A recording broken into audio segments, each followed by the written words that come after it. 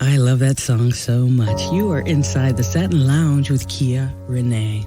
Let me introduce you, or introduce to some and maybe reintroduce to others, a phenomenal singer-songwriter out of New York.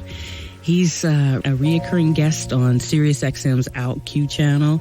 He's been featured in MTV's private showcases, and he has performed at Pride events from New York to Cleveland, opening for Adam Lambert.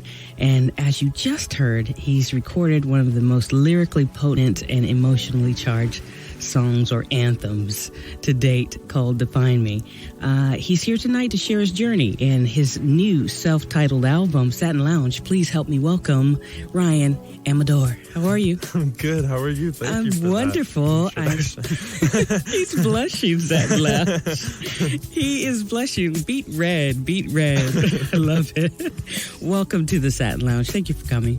Thank you. How have you handled the publicity or the popularity or the emotional responses that you're getting from your single, Define Me? Oh, my gosh. I've been really probably just honored, to be honest. Over and over again, there's people commenting on the video, and people will reach out and email me. And yes. It's just amazing how so much of writing is an individual process, and recording and everything sort of happens, and you're like in your own bubble and trying to figure everything out. Right. And then, but releasing that, I started to notice how like each person and their experience of the one song matters so much, and each time it matters more and more. It's absolutely connecting with the world. It connected to me. Satin Lounge, when the video dropped on YouTube, in the first 5 months, it garnered like 133,000 views. Okay, it was that popular, and I think probably the thread that brought everyone together was, don't stereotype me. I'm a lot of things. I'm dimensional, and I'm spirit first. I'm spirit first, which is how I think we all connect. I love that. You know what I'm saying? Yeah. That's what brought us together. Yeah. I feel that, and I love the energy of your music. Can you tell me about the process of when you put the video together? There's a beautiful duet that you're having with another vocalist. What's her name again? Her name's Jo Lampert. Yes. She's actually in an indie band called Avon Lava. They come out here a bit too. Wow, I'm going to have her on the Satin Lounge too. So how did you put it all together? Well, the song, I wrote it probably like 5 years ago, or 4 or 5 years ago, and we originally recorded it as a dance song, which maybe some people even have. You probably should release that as a remix. Now it's like a remix, right? You need to do that. So it didn't feel like it was capturing sort of the vulnerability of the message, and a lot of the lyrics were getting lost. So we re-recorded it, and when we decided to strip it down, I felt like there was a side kind of missing. So I guess the female side, right? And so I knew Jo from college actually, and just asked her to come on, and she did. Wow. And we didn't film the video till like 6 months later. Wow.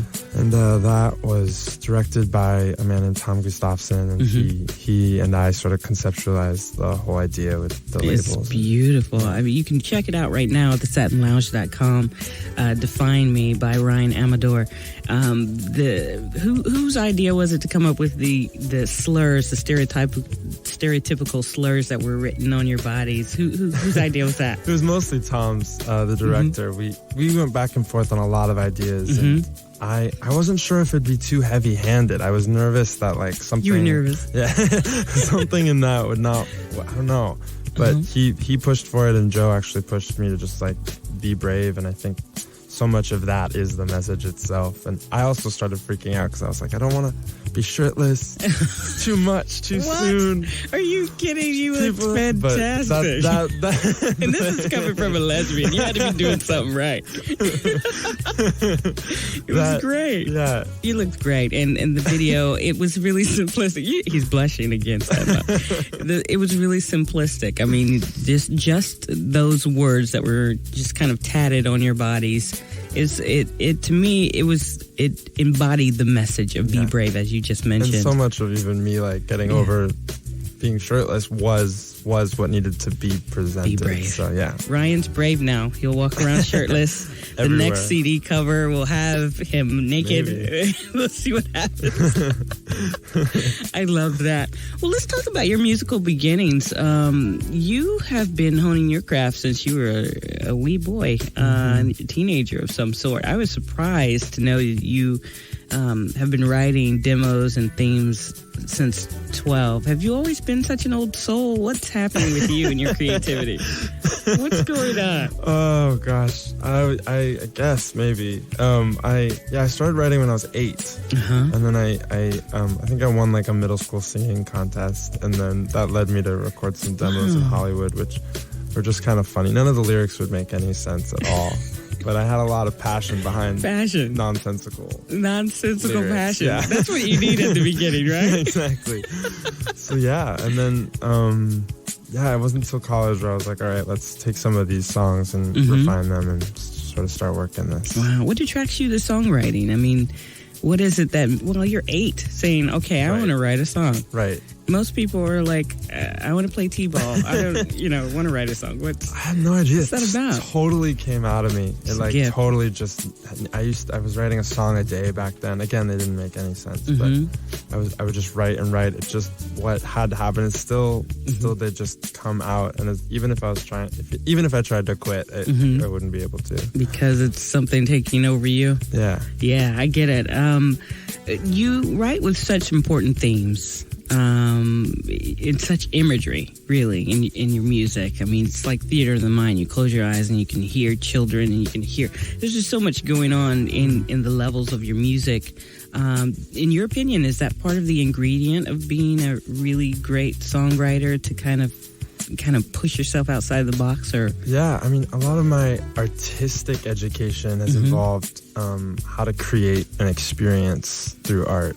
And it's important to me that whether it's a song or whatever, or a video or whatever it is, that it is encompassing the emotional experience of the content that's being portrayed. Yeah, that's actually a quote that you have. Primary goal in music is creating an experience for the listeners that parallels the content of the song. What do you mean by that? I sort of think that art is form and content. So whatever the sort of themes or story or whatever the song is saying, I think whatever that is needs to be in a very divisive way given to the audience emotionally through some sort of experience, which for me right now is music and video. The art of crafting the right experience for the content is what really excites me and is a huge priority for me. And that's why your videos are so visual, and they kind of parallel to what you've written about or what the song's about. Because you see so many videos that have nothing to do with what they're singing. Yeah. Why is that girl with the big booty right there in the middle of flowers with the... I don't understand. Right. Totally. Yeah. But I mean, that's your own creative thing. I'm not, knocking it that way, but I really like that you tell stories. Thank you. And that your videos are just as captivating as the single or the song. I really do. In 2011, you showcased your debut EP, and it was called Symptoms of a Wide-Eyed Being.